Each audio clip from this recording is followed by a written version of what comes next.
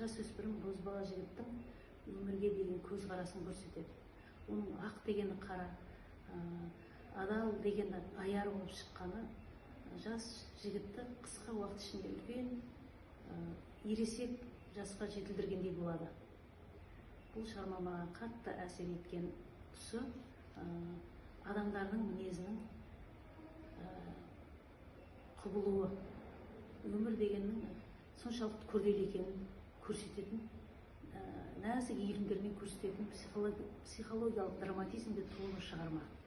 Келесі повесть «Босаға» деп аталады. Ол үш таған, біріншісі «Ақ ниет», екіншісі «Жылыжайдың қияры», үшіншісі «Сары самауыр» деп аталады. Босаға деген ассоциацияға біріктірген бұл шығармалардың мәні босағаның құны, отбасылық құндылық, отбасылық құндылықты дәріптеуге үндейтін шығармалар. Енді Ақ ниетке келетін болсақ, орталықтан алыста өмір сүріп жүрген малшылардың балаларының сауатсыз болып қалмасын деп Қабдөш мұғалімнің кішкентай Телжанды оқуға шақыруы, бір жарты жылдың ішінде 3 пәтерге ауысуы. Бірінші әкесі оны балдыздың үйіне орналастырса, екінші Тоқмырза деген пенсиядағы қарт ұстаздың үйіне орналастырады. Ол үйде бұған дейін бала болмағандықтан бала өзін жайлы сезіне алмайды. Ақырында қыстың көзінің қырауында қыстауға қарай жаяу тартып отырып, қатты боранды күнде адасып үйін әзер табады. Сөйтіп баланы мектептен шығарып алмақшы болады. Сонда да қайтпай Қабдөш мұғалім оны өз үйінде жүріп оқытады. Кейін сол үлкен азамат болады, белгілі Телжан деген суретші болады. Сөйтіп ұстазына келіп сәлем береді. Ал енді екінші шығарма Жылыжайдың қиярында тағы да сол Телжан қалалық кейуанамен кездесіп қалып, оның ауыр заттарын үйіне апарып берген кезде, оның Рәш деген баласын жоғалтып алғанын, 1 жылдан бері хабарсыз екенін айтып, тым болмаса суретіне қарап отырсам деген соң, оның картинасын жазып алып келіп береді. Бірақ екінші келгенде кейуана картинаға селсоқ қарайды. Рахмет дейді де қоя салады. Сөйтіп, оны қайыр берші, мына сұр үйге қарасаңшы дейді. Мына үйде тілеуберді келді ғой дейді. Сөйтсе, сұр үй деп отқан үлкен сұр ғимарат қариялар үйі екен. Тілеуберді деген белгілі азамат, кейуананың танитын танысы, қарт жасына келгенде осы қариялар үйіне өзі келіп тұрып жатыр екен.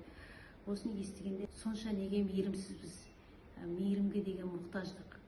Бір емес 3 перзенті бар, бірақ кейуана жалғыз тұрады. Неге деген сұрақтардың құрсауында Телжан атып шығып, өзін мазалаған сұрақты сол Телжан кейіпкері арқылы жазушы қоғамда пайда болған қарттар үйіне ата-ананы өткізу, қариялар ұғымы деген бұрын соңды қазақта болмаған түсініктің қоғамға дендеп енуіне жан жүрегімен қынжылады. Мейірімді, қайырымдылықты насихаттап, адамдарды сол ізгілікке шақырады бұл шығарманың мәні.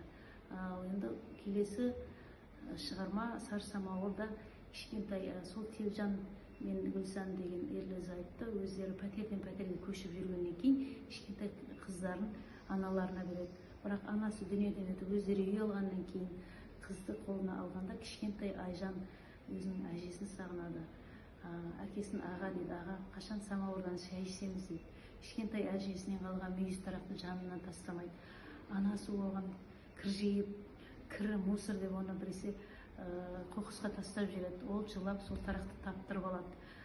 Бұл шығарманың лейтмотиві, жалпы желісі жоғалып баратқан дәстүр, салт дәстүрден алшақтауды көрсетеді.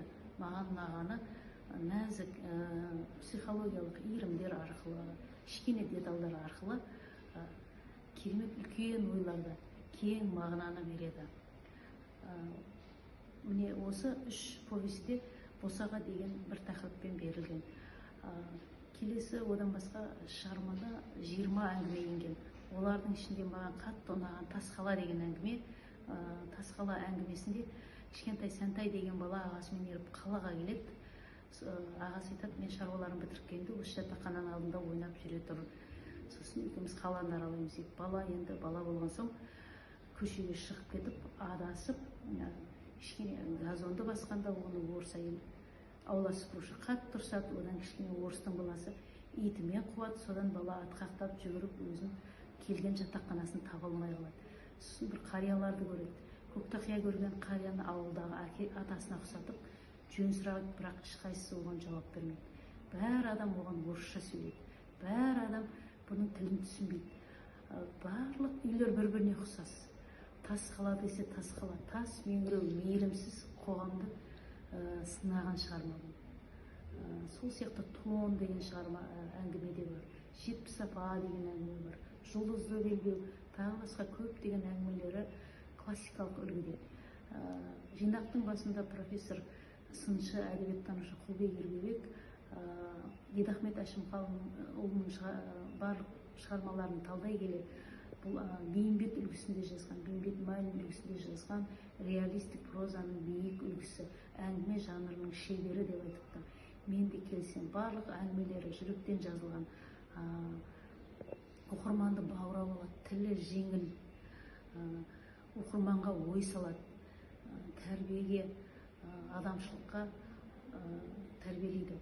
Жалпы Дидахмет Әшімханның осы Тасқала жинағына енген шығармаларының бәрі де негізгі тақырыбы, құндылығы адамгершілік, қарапайым адамдар және ұлттық құндылық. Ұлттық құндылықты дәріптейді, соған шақырады.